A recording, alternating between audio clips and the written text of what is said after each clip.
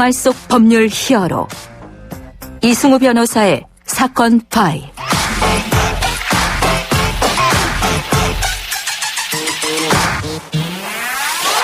네, 안녕하세요. 사건 파일, 오늘 이승우 변호사 대신해서 진행을 맡은 송지영 변호사입니다. 각종 사건 사고에서 여러분들을 구해드리겠습니다. 오늘 열어볼 사건 파일은 미술품 관련 내용입니다.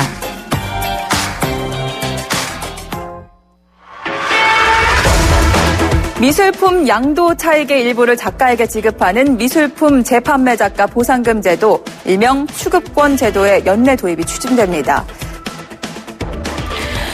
미술진흥법이 최근 제정되었습니다. 미술시장 발전을 위한 체계적인 법률이 제정된 것인데요. 저는 전공이 법이다 보니까 아무래도 미술, 이런 예술과는 담을 쌓고 살았었습니다. 그러다가 아이가 태어나면서 미술품이 아이의 감정, 정서, 발달에 굉장히 긍정적인 영향을 미친다라는 생각에 들어서 공부를 하다 보니까 형사 전문 변호사로서 인간의 심리와 정서에 대해서 고민을 할 때 미술이라는 것, 미술품이라는 것이 우리에게 주는 그 위로가 얼마나 대단한 것인지에 대해서 뒤늦게 깨달았습니다. 그래서 저는 정말로 미술 전문 변호사가 돼보고 싶은데요. 오늘 미술진흥법의 내용을 법조계의 쾌도남마 박기태 변호사님과 쉽고 재미있게 그리고 자세하게 알아보도록 하겠습니다. 안녕하세요, 변호사님. 네, 안녕하세요. 변호사님은 형사 전문 변호사, 손해배상 전문 변호사이시기도 하지만 아버님께서 유명한 화가셔서 법률보다 미술이 더 익숙한 분이시다라고 들었는데 맞나요? 예, 제 인생 중에 한 절반은 법보다는 미술이 훨씬 더 편한 그런 삶을 살았습니다. 그 미술진흥법, 미술진흥법 어떤 법인지 먼저 설명해 주시지요. 예, 말 그대로 미술을 진흥하는 거에 대한 법입니다. 그동안 이제 다른 예술 장르와 달리 다른 예술 장르는 대부분 이제 통합된 진흥법이 존재를 해요. 그래서 어떤 식으로 뭐 보상을 하고 어떤 식으로 진흥을 할 것인지에 대한 이런 통합 법률이 존재를 했는데 미술은 이런 법이 없었습니다. 근데 요번에 이제 미술진흥법이 도입이 된 거고요. 여기서 이제 제일 뭐 얘기가 많이 나오는 건 뭐 미술품 재판매 보상 청구권. 여기에 이제 좀 많이 얘기가 되고 있는데 단순히 이 내용뿐이 아니라 뭐 다양한 내용들이 들어가 있고요. 또 2021년에 제안이 된 이후에 2년 가까운 시간이 흘러서 국회 본회의를 지금 통과됐고 2023년 7월 공표된 상태입니다. 보니까 제안이 되고 2년이나 흘러서 지금 본회의가 통과가 됐다니 꽤 오랜 시간 동안 논의가 있었던 것 같아요. 예, 예. 근데 미술품 재판매 보상 청구권, 좀 새로운 개념인데, 네네. 제 법안에 대한 내용을 조금 설명을 해주시고, 중요한 부분 좀 짚어주실 수 있으실까요? 예, 알겠습니다. 이번 법안에서 제일 화제가 되는 게 미술품이 판매될 때마다 원 저작자가 매매가의 일정 부분을 로열티 명목으로 수령할 수 있는 재판매 보상 청구권, 흔히 추급권이라고 합니다. 이 추급권이라는 권리가 도입된 거고요. 이 권리는 이 법안 공포 후에 4년이 경과한 2027년 7월 26일부터 시행이 됩니다.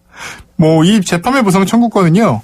미술품의 소유권이 작가로부터 어떤 사람한테 넘어가잖아요. 이 넘어간 다음에 재판매되는 경우에 작가가 이 매도인에게 일정 금액을 청구하는 그런 권리입니다. 뭐 간단히 생각하면 이제 제가 작가로서 조금 어려운 상태에서 그림을 팔았어요. 그래서 뭐 약간 거의 뭐 고흐처럼 그렇죠. 뭐 그림값이 뭐 종이값이나 다름없는 정도에 팔았는데 그 사이에 제가 굉장히 이제 히트를 치게 돼서 미술품의 가격이 확 올라간 겁니다. 근데 이미 저는 별로 얻는 게 없고 저는 거의 종이값밖에 없는 게 없는데 이 그림을 사간 사람들만 굉장히 많은 돈을 벌어들일 수 있게 된 거죠. 이 상황 자체가 조금 문제가 있고 이제 사실 미술품이든 뭐 저작권이든 이런 어떤 문화적인 것들은 사실 작가를 도와주고 작가한테 유리해야 이런 뭐 많은 것들이 나올 텐데 그런 목적을 위해서 이 재판매 보상 청구권이라는 게 이번에 도입이 됐습니다. 그러니까 지금까지는 작가가 그림을 팔면은 그 대가 외에는 추가적으로 벌 수 있는 수입은 없었는데 네. 앞으로는 그림을 산 사람이 다시 재판매를 하게 되면은 작가가 다시 한번 일정 비율의 로열티 형식으로 돈을 좀 벌을 수 있다. 이런 이야기신 것 같은데. 네, 맞습니다. 그게 모두 다 인정이 될 것 같지는 않은데요. 네. 이 미술품 재판매가가 500만 원 미만인 경우, 그다음에 원작자로부터 직접 취득한 지 3년이 넘지 않았고 재판매가가 2천만 원 미만인 경우, 그리고 업무상 저작물인 경우에는 적용이 되질 않습니다. 무작정 다 되는 건 아니고요. 또 이제 여러 가지 몇 가지 좀 이제 제한 사항이 있는데 양도할 수가 없습니다. 그러니까 재판매 보상 청구권까지 사실 양도가 가능하다면 이게 지금 있는 권리를 거의 그대로 하는 거나 다름이 없게 되겠죠. 사는 사람 입장에선 재판매 보상 청구권까지 살려고 할 거고, 또 제3자한테 이것까지 팔아버리면 이 작가의 어떤 복리를 위한 이 법의 어떤 재정 목적이 문제가 될 수 있기 때문에 재판매 보상 청구권 양도할 수 없고, 작가가 생존하는 동안과 사망 후 30년간 존속하되 작가가 사망한 경우에는 법정 상속인이 그 권리를 행사할 수 있도록 돼 있습니다. 근데 저작권 같은 경우는 좀 70년까지인데 네네. 30년 너무 좀 짧은 거 아닌가요? 그런데 이제 저작권이 사후 30년, 그러니까 사후 70년으로 바뀐 것도 그렇게 오래된 일이 아닙니다. 저작권도 원래는 사후 10년으로 시작을 해서 뭐 30년, 50년 이런 식으로 해서 지금 70년까지 늘어난 건데요. 그럼 결국 재판매 보상 청구권도 그 기간이 늘어날 가능성이 충분히 있습니다. 그 방고 같은 거장들은 네네. 사실 사후에 유명해진 경우도 많고, 아까 언급해 주셨듯이 사실 생존 시에는 거의 종이값으로만 이렇게 팔매고 있었던 상황이었잖아요. 네네. 혹시 그 다른 나라에서도 이런 재판매 보상권이 좀 보장이 되고 있는지 궁금합니다. 예, 말씀하셨듯이 당연히 그런 논리들 때문에 아무래도 미술이 발전한 국가에서부터 그런 논의가 시작됐습니다. 100년 전부터 해외에서 도입이 시작됐고요. 많은 선진국들에서 인정을 하고 있습니다. EU 국가들은 대부분 추구권 도입을 하고 있고요. 다만 미국에서는 지속적인 도입 논의가 있음에도 아직 도입이 안 돼 있습니다. 특히 이제 자본주의적 정서가 강한 미국의 국민 정서상 한번 계약을 체결하고 판매했는데 추후에 추구권이 도입된다는 거, 그래서 돈이 딴 사람한테 줘야 된다는 거, 이거를 조금 만족해보는 경향이 있는 것 같습니다.